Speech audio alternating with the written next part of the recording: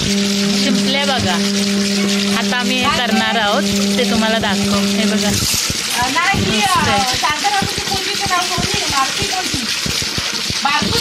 आता याला धुते बघा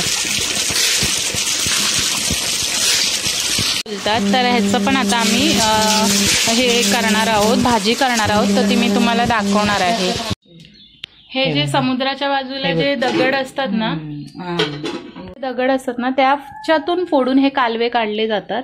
बघू शकता तुम्ही किती मस्त आहेत आणि याचं कालवण मस्त होतं। दाखवले होते ते आता आम्ही शिजायला टाकलेले आहेत। ह्याला 10 मिनिटं शिजवल्यानंतर ते ओपन होतात। ऑलरेडी काय काय ओपन आहेतच, पण ते शिजवल्यानंतर मग त्यातले जे आतला मांस असतं ते बाहेर येतं आणि ते करायला मग सोपं जातं। किंवा काय काय जण शिंपल्यांसकट पण त्याचं रस्सा करतात।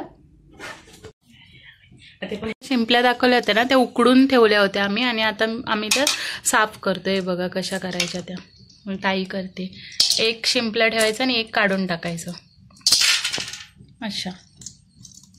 मला शिंपल्या उकडवलेल्या दाखवल्या होत्या, त्याचं आता आम्ही सुकं असं शिंपल्यांचं केलेलं आहे आणि ते बनवायला खूप सोपं आहे। तर तुम्ही कांदा फोडणीला टाका आणि तिखट मीठ टाका आणि मग त्यामध्ये त्या ज्या शिजवलेल्या शिंपल्या असतात त्या टाकायच्या आणि एक 5 मिनिटं झाकण मारून ठेवा आणि मग ओलं खोबरं त्याच्यावरती टाकून त्याला मस्तपैकी परता। मग असं झालेलं आहे सुकं शिंपल्यांचं।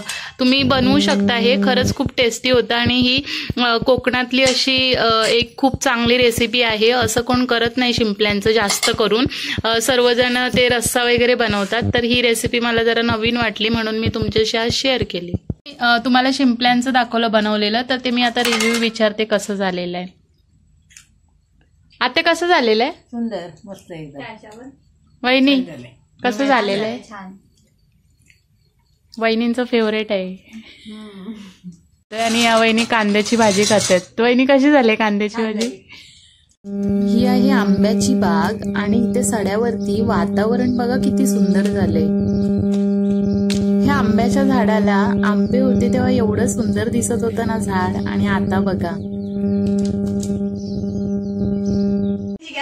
कुत्र्यांची गँग मोठी आहे। हा ही ताई